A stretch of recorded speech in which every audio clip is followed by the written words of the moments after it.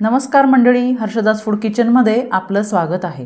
हलवाच्या दुकानात मिळतो तसा खुसखुशीत कुरकुरीत भरपूर लेयर्सचा व्हेज पॅटीस कसा करायचा तो आपण आज या व्हिडिओमध्ये पाहणार आहोत। चला तर यासाठी लागणार आहे 2 वाट्या मैदा। तुम्हाला पाहिजे तर 1 वाटी मैदा आणि 1 वाटी गव्हाचं पीठ देखील घेऊ शकता। इथे घ्यायचं आहे घरीच वापरायचं 2 पळी तेल, गरम न करता घ्यायचं आहे, ज्याने आपले पॅटीस खमंग खुसखुशीत होणार आहेत। असं मस्त सर्व पिठाला तेल एकसारखं लावून चोळून घ्यायचं आणि एकदा हा तेल सर्व पिठाला लागलं की त्यात थोडं रूम टेम्परेचरचं पाणी, ना गरम ना गार असं हे पाणी घेऊन छान मळून घ्यायचं आणि यात घालायचं चवीपुरतं मीठ। आणि हो, हे पीठ कसं मळायचं तर खूप घट्टही नाही आणि खूप पातळही नाही, तर मीडियम असं मळायचं आहे। बघा व्हिडिओमध्ये दाखवते त्या पद्धतीनं। आता हे आपल्याला झाकून ठेवायचं आहे भांड्यानं। तर आता आपल्याला घरच्याच उरलेल्या ज्या भाज्या आहेत त्या मी घेतलेल्या आहेत। पहा इथं मी घेतला आहे हिरवा मटार, हा ताजा मटार घेतलेला आहे। तर थोड्याच भाज्या आपल्याला इथं लागणार, तुम्ही फ्रोझन मटार घेऊ शकता। त्यानंतर घेते 2 हिरव्या मिरच्या, त्या बारीक चिरून घेतल्या। जर तुमच्याकडे लहान मुलं असेल तर तुम्ही लाल तिखटही इथे घेऊ शकता। त्यानंतर घ्यायचं आहे 1 ढोबळी मिरची, अशा बारीक पद्धतीनं कापून घ्यायची आहे। त्यानंतर इथं घ्यायचं आहे आपल्याला 1.5 इंच आलं आणि 10 ते 12 लसणीच्या पाकळ्या, अशी पेस्ट करून घ्यायची आहे। त्यानंतर इथं घ्यायचं आहे 1 गाजर जो बारीक चिरून घेतला आहे। त्यानंतर आपल्याला घ्यायचं आहे इथं हिरवी ताजी कोथिंबीर जी बारीक चिरून घ्यायची आहे। त्यानंतर मीडियम साईजचे 3 बटाटे इथं उकडून मी स्मॅश करून घेतलेत। त्यानंतरनं इथं पहा सर्व स्टफिंग आपल्याला तयार करून घ्यायचं आहे। आता या सर्व भाज्यांचं स्टफिंग तयार करण्यासाठी कढईमध्ये मी तेल गरम केलेलं आहे। 1 पळी तेल आणि 1 चमचा लोणकट तूप घेतलं आहे। मीडियम गॅसवरच यात जिरे मोहरी, तुम्हाला हवं तर कढीपत्ता घालू शकता। त्यानंतर जिरे मोहरी तडतडलं की कांदा घालून घ्यायचा आहे। बघा हा कांदा मी 1 चिरून घेतलेला होता। तर कांदा आपल्याला परतून झाला की त्याच्यामध्ये हिंग, बडीशेप 1 चमचा, त्यानंतरनं 1 चमचा धने जे की बारीक कुटून घेतलेले आहेत, अशा पद्धतीने सर्व ओबडधोबड पूड घेतलेली भाजून घ्यायची आहे। त्यानंतरनं पहा इथं घ्यायचं हिरव्या मिरच्या आणि सर्व ज्या भाज्या घेतलेल्या आहेत तर त्या आपल्याला एक करून ॲड करायच्या आहेत। तर तुमच्याकडे फरसबी किंवा पनीर असेल तर या भाज्यासुद्धा तुम्ही त्यामध्ये ॲड करू शकता। या सर्व भाज्या आपल्याला थोड्याच घ्यायच्या आहेत, फार घ्यायच्या नाहीत। त्यानंतर कट केलेली कोथिंबीर पण यामध्ये घालायची आहे। बघा ह्या परतून झाल्या की आलं लसणाची पेस्ट यामध्ये घालायची आहे। त्यानंतर हे सुद्धा परतून घ्यायचं आहे। तर मी ते शेवटी घातलं आहे कारण की ते करपू शकतं म्हणून। तर त्यानंतरनं सर्व साहित्य परतलं की आता मसाल्यांमध्ये आपल्याला फक्त घालायचं इथं चाट मसाला, तुमच्याकडे आमचूर पावडर असेल तर घालू शकता। त्यानंतरनं पहा चवीपुरतं मीठ घालायचं आहे, हळद घालायची आहे आणि हे परतून घ्यायचं आहे। बघा छान हे सर्व असं मिक्स करून घेतल्यानंतरनं इथं आपण जे बटाटे उकडून घेतलेले आहेत ते स्मॅश करून ह्याच्यामध्ये घालायचे आहेत। आता सर्व जिन्नस छान मिक्स करून घ्यायचं आहे। हे स्टफिंग सकाळच्या नाश्त्याच्या वेगवेगळ्या प्रकारांमध्ये वापरता येते। मुलांना डब्यामध्ये सुद्धा काय द्यायचा हा प्रश्न असतो, तेव्हा असं स्टफिंग आपल्याला तयार करून वेगवेगळे पदार्थ मुलांना डब्यामध्ये देता येतात। सगळ्यात शेवटी पुन्हा एकदा कोथिंबीर मिक्स करून आपल्याला हे स्टफिंग 2 ते 3 मिनटं मंद गॅसवर झाकण लावून वाफून तयार करून घ्यायचं आहे। त्यानंतर आता पहा इथं आपल्याला साठा तयार करून घ्यायचा आहे। साठा तयार करताना आपल्याला इथं 2 ते 3 चमचे तूप घ्यायचं आहे आणि ते गरम करून घ्यायचं आहे। आणि त्यानंतर इथं 1.5 चमचा मी मैदा घालत आहे। ते इथं छान मिक्स करून आपल्याला याचा साठा जो आहे तो तयार करून घ्यायचा आहे। बघा इथं जेवढं तूप आणि मैद्यांचं प्रमाण सांगितले ना तेवढंच घ्या। व्हिडिओमध्ये दाखवल्याप्रमाणे इथं कन्सिस्टन्सीचा साठा आपल्याला तयार करून घ्यायचा आहे। आता बघा 15 ते 20 मिनटं झाली आहेत। मैद्याचं जे पीठ आपण भिजलं होतं त्याला हवं तसं भिजलेलं आहे, कारण आपण इथं भांडं झाकून ठेवलं होतं। तुम्ही इथं ओलं कापड जर झाकलं तर कणिक कोरडं पडू शकतं। आता हे पीठ हाताने छान एकजीव करून घ्या। त्यानंतर त्याचे आपल्याला गोळे करून घ्यायचे आहेत।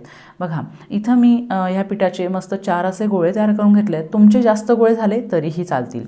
पहा असे एकसमान गोळे आपल्याला आता लाटून घ्यायचे आहेत। जशी आपण चपाती लाटतो ना अगदी तशीच लाटून घ्यायची आहे। इथं चपाती लाटत असताना आपल्याला 2 गोष्टी लक्षात ठेवायच्या। जर तुम्हाला पीठ चिटकत असेल तर तुम्ही मैद्याचं सुट्टं पीठ असतं ते लावून घ्यायचं आहे, त्यानंतरनं लाटायचं आहे। बघा चपाती लाटत असताना ती खूप पातळ लाटायची आहे आणि मोठी लाटायची आहे। जेवढी शक्य असेल तेवढी पातळ लाटा, जेणेकरून आपल्या पॅटीसला छान लेअर सुटतील।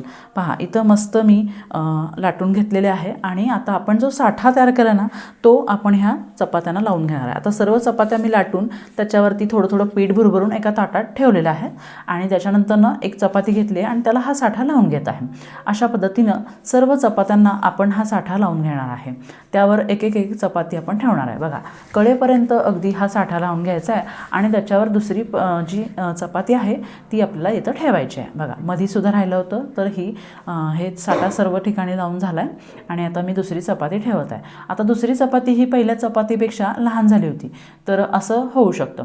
त्यावेळेस काय करायचं की जी बारीक चपाती झालेली आहे ना ती अशी ओढून घ्यायची आणि शेवटपर्यंत अशी एकसारखी करून घ्यायची, म्हणजे आपले जे पॅटीज आहेत ते एकसारखे अशा लेअरचे बनतात.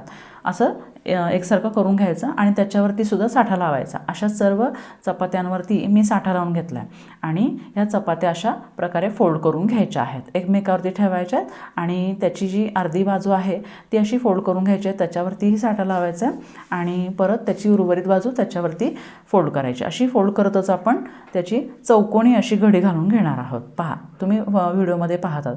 आता ही खूप मेहनत आहे, पण तुम्हाला सांगते की जी हलव्याच्या दुकानात आपण पॅटीस खातो त्यापेक्षा तरी घरी करून जर खाल्लं तर त्याची काही मजा औरच आहे. अशा पद्धतीनं आपण ही घडी करून घेतली आहे.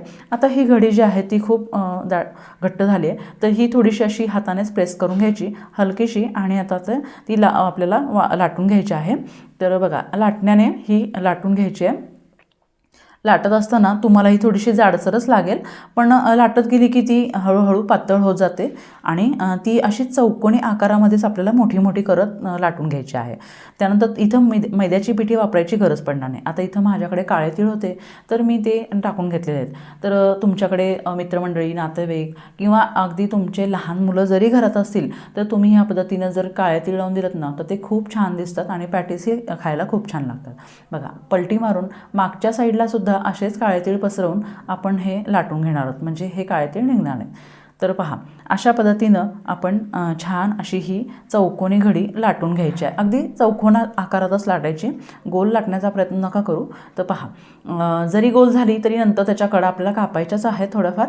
तर पाहू शकता, जेवढी जास्त लांब करता येईल तेवढी करा. इथं तुम्ही व्हिडिओमध्ये पाहतात तर चौकोनी घडी मी करतच लाटलेली आहे आणि असे एक्स्ट्रा जे वाढीव झालेले आहेत तर ते कट करून घेतलेले आहे. अशा पद्धतीनं आपल्याला ही चौकोनी घडी मस्त लाटून घ्यायची आणि याच्यामध्येच असे कट देऊन घ्यायचे. तुम्ही पाहू शकता. तर याच्यामध्ये आपल्याला जे चौकोन करायचे आहेत त्या चौकोनामध्ये आपल्याला पॅटीस भरून घ्यायचं आहे. असे चौकोन आपल्याला तयार करून घ्यायचे आहेत. बघा, हे चौकोन समजा तुमचे नाही आले एकसारखे तरीही चालतील, असं काही अट्टहास नाही आहे की बरोबर चौकोनच येईल. तर आपल्याला हे ॲडजस्ट करता येतात. त्यामुळे आपण नंतर देखील हे चौकोन हळूवार हाताने लाटून आपण त्यामध्ये पॅटीस जे सारण आहे स्टफिंगचं ते भरू शकतो. पाहू शकता तुम्ही असे 12 जे चौकोन आहेत ते माझे तयार झालेले आहेत आणि आता मी एक एक करून त्यामध्ये स्टफिंग करणार आहे. तर पहा, सुरीच्या साहाय्यानेच आपल्याला हे चौकोन भरून घ्यायचे, चौकोन कापून घ्यायचे आहेत, लाटून घ्यायचे आहेत हलकेसे आणि यामध्ये स्टफिंग भरायचं आहे. बघा, आता हे स्टफिंग भरताना तुम्हाला ज्या कडा आहेत तर त्या कड्याला हलकंसं पाणी लावायचं आहे आणि पाणी लावूनच आपल्याला हे कडा आपल्याला प्रेस करून घ्यायच्या आहेत. तर ह्या म्हणजे त्या तेलामध्ये सुटणार नाहीत. आता हे स्टफिंग आहे ते थोडंच घ्यायचं आहे, फार घ्यायचं नाही आहे. त्यानंतर पहा, असं दुमडतच आता मी इथं त्रिकोणी घडी घालत आहे.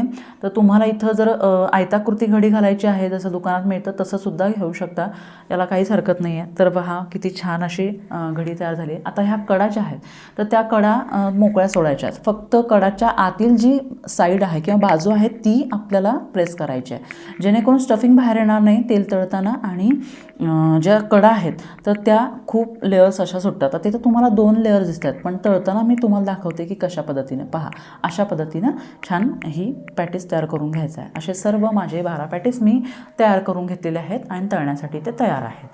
तर चला आपण तेल तापून घेऊया.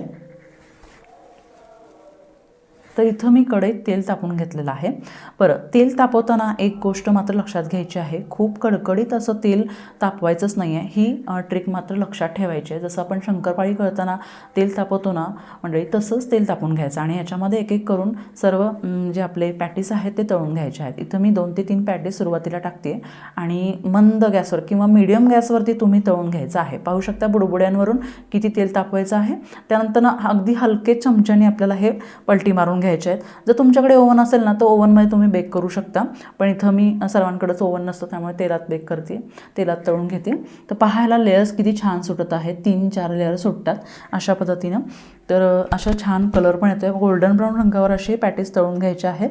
तर पहा, तुम्ही हे पॅटीस नाश्त्याला लहान मुलांच्या डब्यामध्ये किंवा संध्याकाळी वाफाळत्या चहासोबत खाल तर तुमची संध्याकाळ रमणीय अशी होणार आहे. पहा, हे लेयर्स किती सुंदर आलेले आहेत. तर आपले हे व्हेज पॅटीस बनून तयार आहेत. बघा मंडळी, तुम्हाला जर माझे व्हिडिओ आवडत असतील ना तर व्हिडिओला लाईक, शेअर, कमेंट आणि सबस्क्राईब करायला विसरू नका. तुमचे मित्रमैत्रिणी आणि नातेवाईकांना आवर्जून शेअर करा, जेणेकरून जास्तीत जास्त व्ह्यूअरपर्यंत हा व्हिडिओ नक्की शेअर होईल. पहा, मस्त असे व्हेज पॅटीस. दिशाला सुद्धा खूप आवडलेले आहेत. वाव, खूप मस्त झाले मम्मी. अशाच नवनवीन रेसिपीज पाहण्यासाठी चॅनलला सबस्क्राईब करायला विसरू नका. धन्यवाद.